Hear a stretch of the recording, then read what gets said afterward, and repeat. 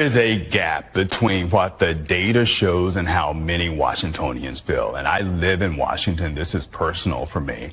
Many people are frustrated with crime that we see, particularly committed by juveniles in the city of Washington. People are frustrated, Willie, that when they go to CVS to buy deodorant, that they have to get it from behind locked plexiglass. Right.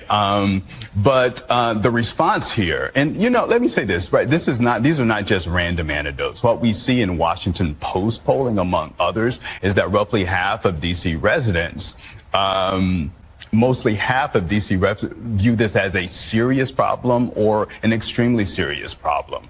And the question then becomes why, right? What I talked about with Caddy K a little earlier, and way too early, is that juvenile arrests are down in the District of Columbia. But we don't see that in Baltimore, where year over year juvenile arrests are up. And so what are the reasons for that?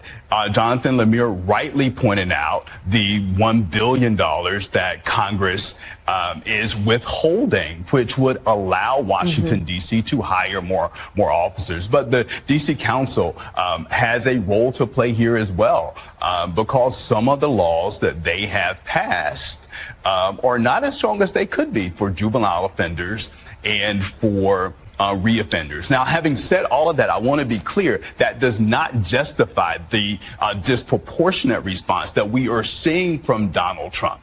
It is a political stunt. He is exploiting people's fears. But to be frank, Democrats on the D.C. Council have created this political opening that allows him to do that. Now, I'm not naive, Willie.